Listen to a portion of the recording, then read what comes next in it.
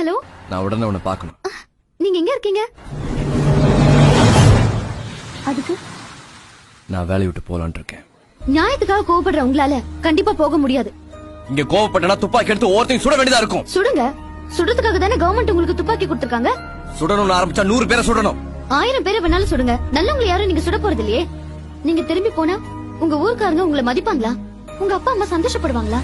இல்ல உங்களாலதான் நிம்மதியா தூங்க முடியுமா? தப்போ ரைட்டோ, ஏதோ ஒரு கொள்கைக்காக போராடுற தீவிரவாதியை பார்த்து கூட உங்க போலீஸ் பயந்துருல. எந்த கொள்கையுமே இல்லாத இந்த பொறுக்கிங்களை பார்த்தா நீங்க பயந்து போறீங்க.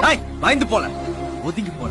நீங்க ஒதுங்கி போலாம், ஆனா பாக்குறவங்க பயந்து போனதா தானே சொல்லுவாங்க. நான் மரியாதையான குடும்பத்துல பிறந்தவன், நியாயமான பூமியில வாழ்ந்தவன், நல்லவங்க இருக்கிற ஊர்ல தொழில் பண்ணவன். இங்கெல்லாம் சாக்கடை. அதுல களத்துக்கு போட்டா அது நம்ம மேலதான் படும். சாக்கடைன்னு நீங்களே ஒதுங்கி போனா இவங்களை எல்லாம் யார் சுத்தம் பண்றது? Clean everything. பிரச்சனையை பார்த்து ஒதுங்கி போனவன்